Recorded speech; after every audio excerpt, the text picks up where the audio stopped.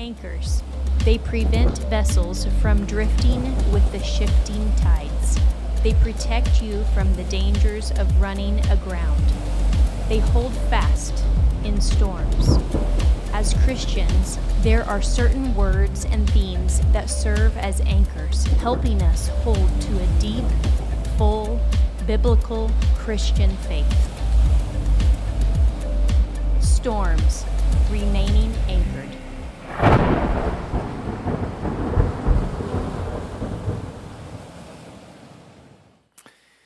So as we start our service today, I need to tell you that you're going to feel a little bit of the 20 years of youth ministry that I was involved in today, okay? And I'm not going to apologize for that. Some of you are going to be like, yes, I want to go back to youth ministry, and so that's great. Some of you are like, yeah, I don't want to go back there at all. That's totally fine.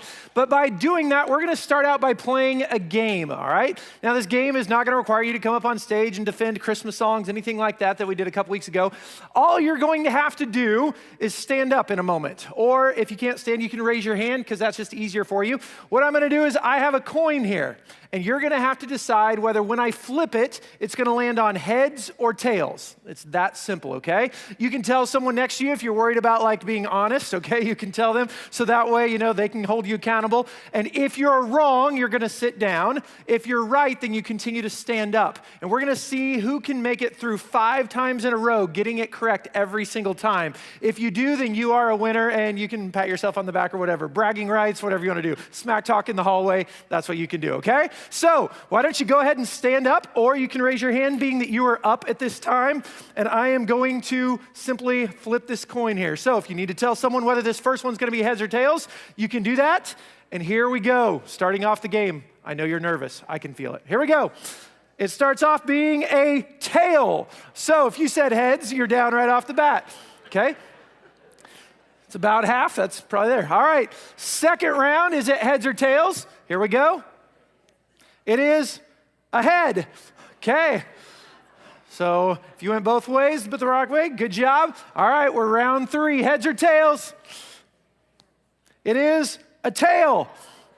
All right, so we've gone back and forth here. Round number 4. You guys that are standing have 2 rounds to make it to be the winner. Here we go, heads or tails? It is a tail. Okay. All right, we have a couple still standing for the final round. I dropped it. That's not good. All right, I'm going for it. Oh, I got it. Thanks, Bethany. All right, see, do not call on me if you need a professional flipper. I'm not that. Here we go, last one.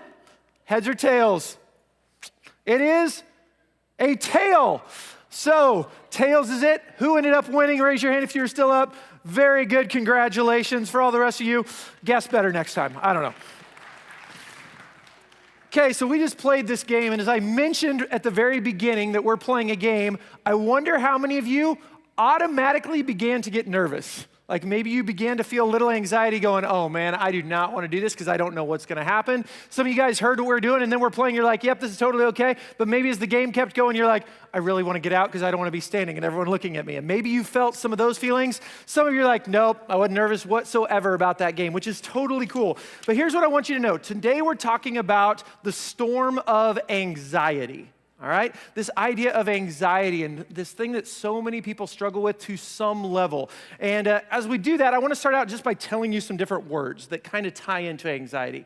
So the first word would be fear, all right? Fear, and that is this emotion that we have that alerts us to possible danger. All right, so something may be happening, and so I feel this fear because I'm at least aware that something may happen. Okay, and then there's this word called stress. All right, some of you guys, I know exactly what that is. But it is that emotional strain on your body because of said fear. And sometimes it's immediate, and sometimes it's something that is over time, and you just begin to feel this stress. And that stress can often kick us into either fight or flight mode. The idea that I'm going to fight, I'm going to protect myself, something like that. I'm going to make sure that people know that I'm right, or I'm just going to leave the situation. I'm just going to shut down. I'm not going to say anything else. So stress can often lead us into that situation. There's a word called concern. Okay, again, you've heard concern, but it's this mental activity that we see a problem and we again begin to figure out how we're going to resolve it. Okay, usually with concern, it's not just like, oh, this is bad. You begin to think about what could we do to be able to fix this. It doesn't mean that we always go there, okay? Sometimes we think about it, what could we do to fix this, but something else bigger comes up and we just kind of push it to the side. But concern, at least we begin to see a problem and we want to be able to fix it, all right? Then we have this word called worry. All right? And worry, again, has to do with our mind, but at this point, sometimes there are these uncontrollable images or uncontrollable thoughts that continue down a road, and we continue to play what if, and what if, and what if, and what originally was something small ends up being really, really big. And then there's this word anxiety, which is kind of a mixture of all of those things together. It's not just our mind, though. It really is our entire body. And so it can be intense, and you can have this huge apprehensiveness, and it feels like there's this impending calamity. Like you feel like you have no control. You feel like the walls are closing in. And in this moment, like when you're done, you are completely drained, and you might even be immobilized. Like, I can't move. I don't even know what that next step is. So sometimes anxiety can have that big of a toll on us. As we're talking about anxiety, I think it's important for us to know that it's not a sin. Like sometimes within the church, we can talk about things that maybe don't look healthy or whatever. We're like, well, anxiety, it's got to be this sin, but it's not. Anxiety in and of itself is not a sin. It is a symptom.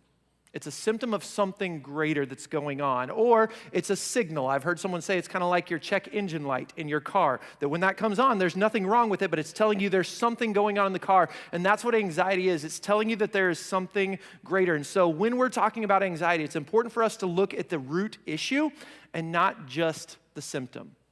Now, I would also tell you this, with anxiety in and of itself, it's not a sin, but if we're not careful, it can lead to sinful behavior. Like if we're not aware of it, we're not watching it carefully, it can cause us into doing some things, some coping mechanisms that are not healthy whatsoever. And so we do have to be cautious that it doesn't lead us into that. But again, as we're talking about anxiety, like if I mention that word and you know, man, I feel like this way, can I tell you that if you struggle with anxiety to any degree, that it doesn't make you a bad person. It doesn't mean that your parents did anything wrong. It doesn't mean that you're a bad Christian or even a lesser Christian. It simply means that you're human. If you feel anxiety whatsoever, it means that you are human. In fact, doing different kind of studies, most will tell you that about 2 out of 3 American adults would tell you within the last week they felt some level of anxiety. If you start talking to college students and high school students, that number is closer to 90% would tell you I felt that. And numbers after COVID, like since COVID began, anxiety levels have gone up 25%. It is something that a lot of people deal with. And you might go, why? Like, why do we struggle with this? And again, there's a lot of different answers that I can't tell you all of them, but let me give you quite a few things. The first thing that might be a reason why you struggle with anxiety is our own identity. Like we're struggling with who we are. And sometimes that can come from even when we're in middle school, high school, trying to figure out who we are and then wondering how other people are judging us and thinking about us. And so we struggle with that. Or even as we grow older, we're like, I don't know about this about myself, or I'm not confident in myself. And so again, what other people think can mean a big deal to us. And so that can cause anxiety in who we are and what we're going to do. Sometimes the reason that we feel anxious is because of certain threats that are out there. Like maybe it's verbal threats towards us, or you just feel that something might happen to you or your family, and so that causes this anxiety to rise. It might even be rejection, going, well, what if this happens? And so I begin to feel that, and so it causes it to rise within you. Another reason that we feel anxious is because of conflict. Like very few people love conflict, being involved. We'd rather kind of sweep it under the rug, but you're in the middle of some sort of conflict, and how am I going to deal with this? And sometimes the conflict can even be a choice between two good things. I don't know if you've ever been in that spot where someone in your family says, where should we eat? And there's like 2 things given, and you're like, 2 good choices, but you don't know, and you actually begin to feel anxious about where we're going to go because there's this conflict of where we're going to eat. So sometimes we begin to feel anxious simply because of conflict. Another reason that we feel anxious, a big one, is because of past hurts. And it might be words that someone said to us. It might be actions that someone did to us. It might be some needs that we had that went unmet. Or it might even be a choice that we made, some actions that we did in the past that now we're feeling guilty for. And so that just causes anxiousness whenever we begin to think about that again, or what that looks like for us in the future. Another reason we struggle with anxiety sometimes is because we have unrealistic expectations. I don't know how many of you ever feel like you have to be a perfectionist, and if you take one misstep, like you've just failed the whole thing. But sometimes that's the way it is. We feel like everything has to go perfect or it wasn't worthwhile, and that causes unneeded stress.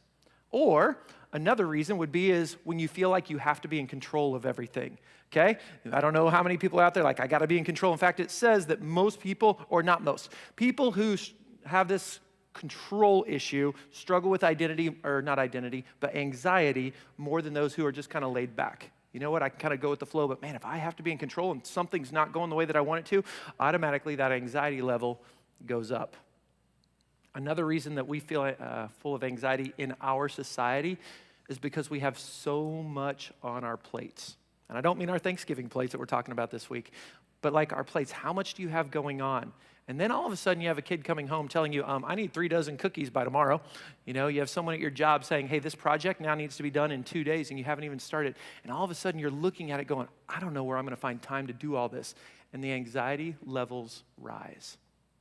You know what? Another reason that sometimes we struggle with anxiety in our society is because of the amount of information that we have available to us.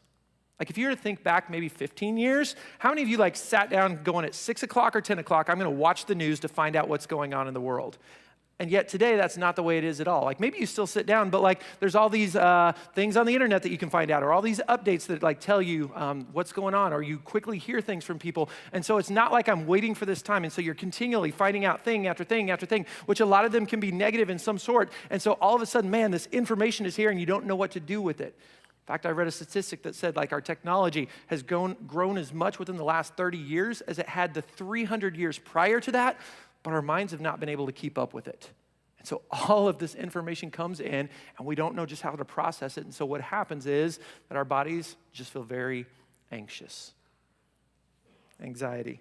You know, I remember a sermon that I heard when I was in college. I couldn't tell you all the numbers, so I've done research this week again looking to see what the studies say. But I remember them talking about the amount of stuff that you and I worry about or think about that never comes true. And so in the studies that I looked at this week, it would tell you that 85 to 91% of the things that you worry about will never happen. Like 85 to 91% of the things that you think about, that you worry about, that causes you anxiety, never happen. In fact, in a sermon that Craig Rochelle said, he said, you know what? 85% of the time, we struggle with these things that never happen, but 100% of the time, it causes you to lose peace. Like how much time and effort have we lost because we've struggled with something that never happens? Let me break down those numbers just a little bit more. Then in those studies, the next, large percentage will tell you, okay, there are some things that happen, but when it happens, it wasn't a big deal. You're like, oh, you know what? You've been stressing about a conversation that you were going to have, and it went just fine. You were stressing about a test, and it was much easier than you thought. And so the large majority of that next section, things that we worry about, things that bring us anxiety, when it happens, it's not a big deal. Only 3% of the stuff that we worry about really happens and was worth spending a lot of time thinking about, trying to figure out how are we going to deal with that. Man, 97% of the stuff that we worry about ultimately, I don't want to say just doesn't matter, but we give it way too much credit in our life. And so we lose so much of our emotional time and our future. And man, maybe it's finances, whatever it is, we lose those things because we've given it a space that it really never deserved in our lives. You know what, this idea of anxiousness. I read a chapter from Charles Swindoll in a book called Getting Through the Tough Stuff. And on his anxiety chapter, he just made a few points. So I'm just going to hit on them. He said this idea: anxiety is the painful uneasiness of the mind that feeds on impending fears. And so there may be a fear, but then we continually go to it one after another, and it builds in us. And that's what anxiety does in our lives. He says anxiety highlights the human viewpoint, and it strangles the divine, and so we become fearful. And when we're full of anxiety, we're often not trying to look at things through God's viewpoint. We're only seeing it through our own viewpoint, and it becomes even bigger, like fearful, more overwhelming, because we forget that we're not alone. So he talked about anxiety. He said it chokes our ability to distinguish the incidental from the essential, and so we get distracted. And so what happens is, again, something can happen, and because of this anxiety, we start going down certain paths that we focus on these little things, and we get bogged down with things that didn't matter to begin with. And he also said with anxiety, it siphons our joy, and it makes us judgmental rather than accepting of others, and so we become negative. Like as our joy goes, like we can't see other people for who they are, and we become critical, and it causes us to become unloving. And anxiety can have all these effects on our bodies. I like what Max Lucado said in his book, Be Anxious About Nothing. He said, we need to be alert to danger, but not live in a state of danger. Like you and I, we do need to know what's going around us, be cautious of those things, but we don't need to live this life full of fear and anxiety. And so, as we're talking about anxiety for the next few minutes, I actually want to look at it from two sides. Kind of like we had the coin at the beginning and there's a heads and a tails. I want to look at two sides here of anxiety. And the first side, I'm going to call it the spiritual side. All right, the spiritual side of anxiety. So what do I do with this? If you have your Bibles or your devices, open up to Philippians chapter 4. All right, Philippians chapter 4. We're going to read verses 4 through 8. And I will tell you that this text right here, when people are talking about anxiety, they'll typically look at a couple of these verses, but not all four of them. And I think that this whole section really is important. So Philippians chapter 4, verses 4 through 8 is what we're going to read here. And so this is what Paul says. Rejoice in the Lord always. I will say it again, rejoice. Let your gentleness be evident to all. The Lord, he's near. Do not be anxious about anything, but in everything, by prayer and petition, with thanksgiving, present your requests to God. And the peace of God, which transcends all understanding, will guard your hearts and minds in Christ Jesus. It says, finally, brothers, whatever is true, whatever is noble, whatever is right, whatever is pure, whatever is lovely, whatever is admirable, if anything is excellent or praiseworthy, think about such things. Now, as I read that, I look back to verses 6 and 7, because those are the verses that most people know from this section. In fact, Kindle has a way of being able to tell all of its, major sellers what the most highlighted things, highlighted statements in their books are. And in the Bible from Kindle, Philippians chapter 4, verses 6 and 7 are the most highlighted verses out of the entire Bible. Be anxious about nothing. But man, let me give this in prayer and petition to God. Like those are the most highlighted verses. And so as it talks about don't be anxious, that is talking about, or it's written in a present active tense. And what that means is it's an ongoing statement. Paul can't just tell someone, hey, you shouldn't be anxious. Like you can't command a feeling. But he says you should not live in this state of anxiety that continually comes over and over and over. Instead, he says what we need to do is we need to start out by rejoicing. Like realize who God is and who we are. Realize that he is near and realize that we don't have to handle it on our own, that we can give it over to him. And then even near the end, there's this question just to think about is, what do you think about? Like if you think about the moments that you really began to feel full of anxiety, where is your mind going? Like are you thinking about things that are good? Or are you thinking about the problem and letting it overcome what's going on in your life? You see at the end, he says, what you need to be doing is thinking about things that are good and pure and lovely. And as I was thinking about this, I'm just going to tell you, I'm not a person that is full of anxiety. Like if you've been around me much, you probably won't see me get too upset very often. I kind of am one that can roll with the punches. And so even doing this sermon, I'm like, I needed to do a lot of study because I don't just feel like it's something that I struggle with a lot, except that this week there was something that happened. And again, I could feel it in my body, like later on during the day that, okay, I'm going to have to deal with this later at some point, but I didn't even know where it was going to go. And so that night, I lay down to go to bed, and it was probably an hour later that I realized that my mind had just been playing off all these possible conversations that could happen. Okay, not that have happened, but what if it goes here, and then here, and then here? But what if it's not this person? What if I need to talk here, and here, and here? So my mind went all these different places until finally, as I'm laying there, I'm like, hey, you're preaching on this week. Remember that verse in Philippians? I need to give this to God. Like there's a spot to be prepared for whatever may happen, but there's also a spot where I've gone down the what if and what if and what if that something is way bigger than it ever needed to be. And so I simply said, God, this is all yours, and let me do what you call me to do, and you take care of it. I will tell you, by the end of that prayer, I felt a weight lifted off. I felt this peace. And it's not just something that, I wonder where it came from. I look back at this scripture, and as I give it to God, he will give me peace. Not just peace from God, but the peace of God. And so my question, first of all, is we're dealing with our anxiety. Where are you looking? And are you offering it over to him? Another verse that I want us to turn to, go to Matthew chapter 6. All right, Matthew chapter 6, we're going to read verses 25 through 34. This is found in the Sermon on the Mount. And it's a section that in my Bible it says, do not worry. You may have something else or something similar to that. I have written in there in my hand writing, it says Hakuna Matata, because that's what I need to know at this section. Do not worry, no worries. But Matthew chapter 6, what does Jesus say? Starting at verse 25. It says, therefore, I tell you, do not worry about your life, what you will eat or drink, or about your body, what you will wear. Is not life more important than food, and the body more important than clothes? Look at the birds of the air. They do not sow or reap or store away in barns, and yet your heavenly Father, he feeds them. Are you not much more valuable than they? Who of you, by worrying, can add a single hour to your life?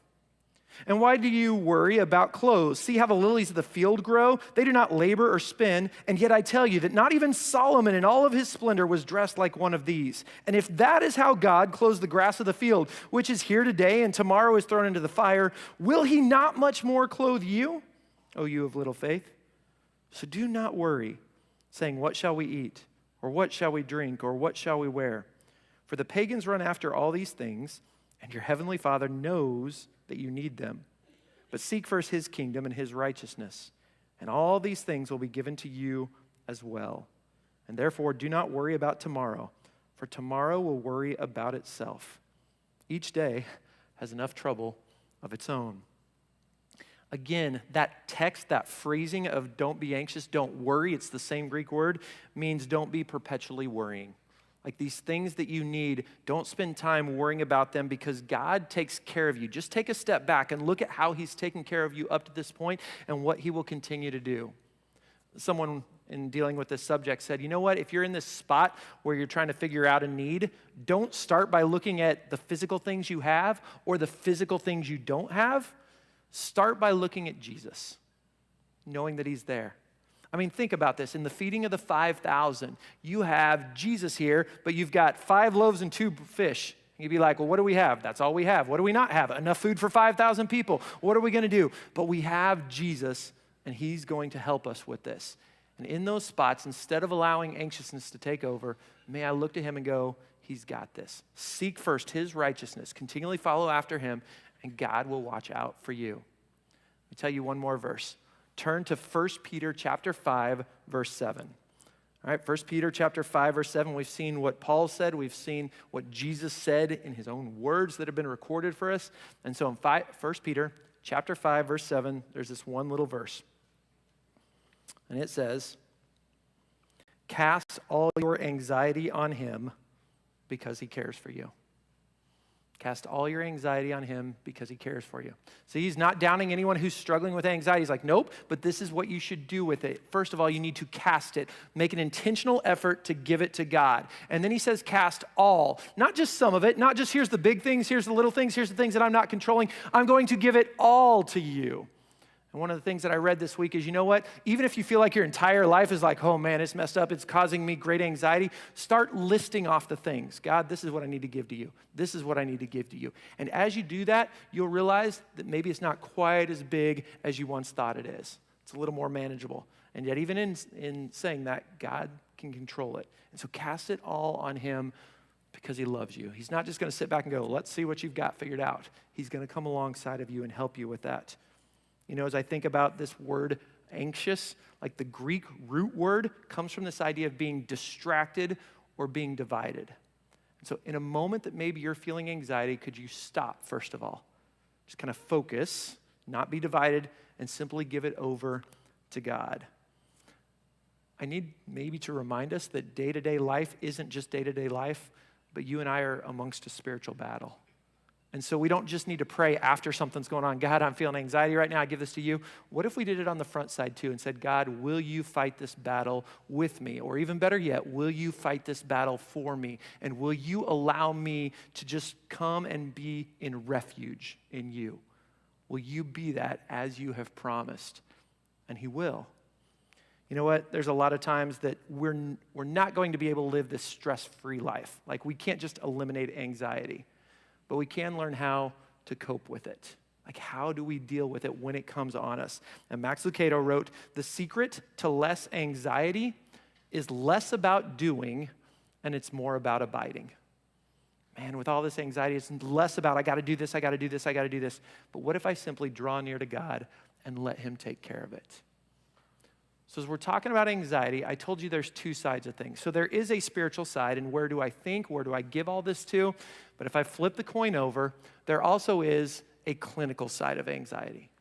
Okay, there's a clinical side of anxiety because our brain chemistry is affected. There are neurochemicals that can become dislodged, and so we begin to feel anxiety. In fact, 31% of Americans in the United States have some sort of anxiety disorder. All right, an actual disorder. And there's all sorts of symptoms where you have this rapid heart rate or profuse sweating or shortness of breath or loss of appetite or dizziness or fainting or sleeplessness or tremors or shaking and all those kind of things that are physical things that it's not just, God, I'm trying to give it to you. I'm still struggling with this. And even with the clinical side, there are some physical things that we can do to help lower the amount of anxiety that we feel. Like, one of the things that you and I can do is we can go to therapy. We can talk to someone who is able to ask the right questions to, again, help us with some of those root issues and not just the symptoms. Sometimes, again, what our anxiety comes from is that we're not taking care of our bodies, and so we need to exercise or we need to sleep right, like make sure we get the amount of sleep that we need, and those things will actually help us to feel less anxiety. You know what? Maybe it's the amount of screen time that you're on, especially right before you go to bed. That can have a physical effect on our bodies. Maybe what it needs to be for you is that you need to learn to say no. Like, you just say yes to everything because you don't want to put anyone down, or there's a lot of good options. But by not saying no, you continue to put more and more on your plate. And so to help with that, I need to learn to be able to say no. Another physical thing that actually can be helpful is certain medications. And I say that because sometimes you'll hear people in a church go, well, you can't do any of that. It's all about faith. And that's not true either. There is a spot where I think sometimes people jump to medicines too quickly and don't, again, get to the root issue. Oh, but there are plenty of times that I think God's got things figured out that we need to have part of this. And so that is something that can help us on a long-term basis as we're struggling with anxiety. There are also some things in the moment. Like, if you're having like this anxiety attack, what are things that you can do? One is you can focus on your breathing. I don't know if you've ever been in a situation where someone said, well, you just need to calm down. I'm sure that helped you, okay? But on the flip side, if you just begin to breathe and focus on your breathing, it allows your body to calm down. Or even muscle relaxation. And so what you can do is you can tense your muscles up and then let it down. And tense them up again and let it down. And if you focus on that, like it's been said, your body cannot be in a state of anxiety and relaxation at the same time. And as you do that, your body will calm down. There's even something now that you can put your hands in ice water, and it will again begin to physically help your body to calm down. And so I tell you these things, all right, not because I'm an expert in this area, but I will tell you that there are physical things that we sometimes have to do because of anxiety. And I want to go back to this idea that sometimes there have even been well-meaning Christians that have gone up to someone who's struggling with anxiety and just said, well, you're not spiritual enough. Like, you know what? If you trusted God more, you wouldn't feel this at all. And if that has ever been you, like you have been told that, man, I'm so sorry. Like, we as Christians need to make sure we don't have pat answers for things and realize the depth of what may be going on. Maybe no one's ever told you that, but you've just been in a situation you're like, I even understand this is illogical in this moment, but I'm still struggling with this. It doesn't make you any lesser of a person. Remember that anxiety is not a sin. And think about Jesus. Even before going to the cross, he is in the Garden of Gethsemane, and you don't think he felt anxiety as he was praying?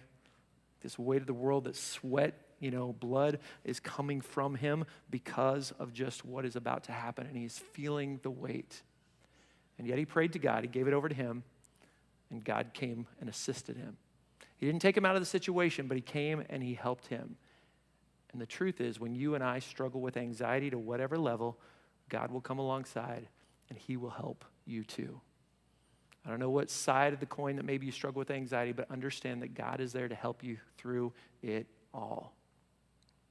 And you know what? Over the past few weeks, we've been looking at these different storms. Like, we talked about anxiety today, but we talked about grief and loss. And we talked about addictions and family relationships. We talked about politics, and we talked about weariness.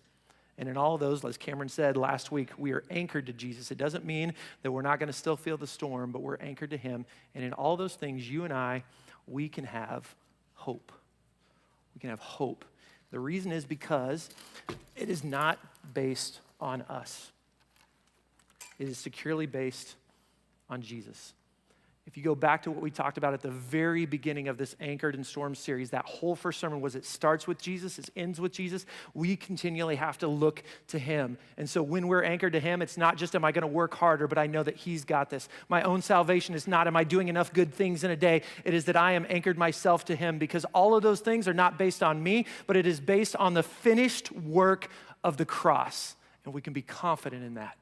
And so no matter what the storm is, may we focus on him. If you think about Peter, he got to walk out on the water amongst a storm. Everything was going well until he took his eyes off of Jesus and he looked at the storm.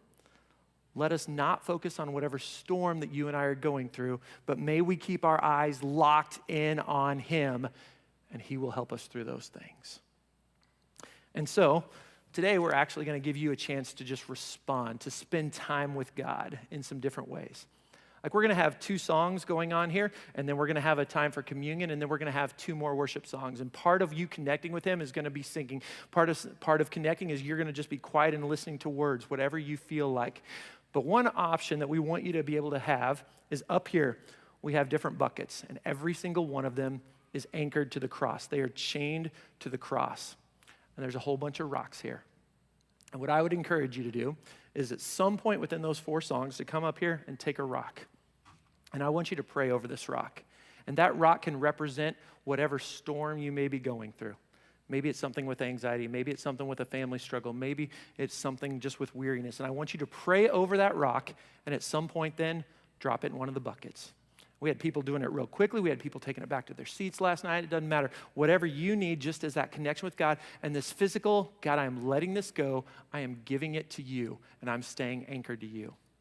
For some of you, the response is going to be like, you know what? I feel like I'm anchored to Jesus, and those things aren't just the things that weigh me down. Maybe what you do is you come up and take a rock, and you simply say, God, I continually want my life to be connected to you, and I drop it in. For some of you, you have never given your life to Christ. You've never become anchored to him, but you want the hope and you want the security that can only be found in him. And maybe what you need to do is come up and pray over this rock and say, God, this is my life, and I give it to you. And I would encourage you, if you do that, I'd encourage you to go to the prayer room and talk with someone. What does this mean for my life? What is my next step? What does that look like? Because we want to come alongside and help you. And I get you maybe in the middle of a row. I can guarantee the people on the end will not mind moving for you to be able to get out. For those of you guys at home, maybe you find something to be able to drop there. Or maybe in the comments section, you simply type in, dropped a rock. You know what? Our prayer room is going to be open this entire time. Our desire is that you spend time with Jesus, and whatever the storm is that maybe has you weighted down, you completely give it over to him. Say, God, I want to be anchored to you, because he is the one that allows us to overcome. He is the one that is our firm foundation. He is the one that will give us victory time and time again. It is not based off you. It is based off of him. And to him, we are going to sing and worship and spend time with. So will you guys stand as we do that?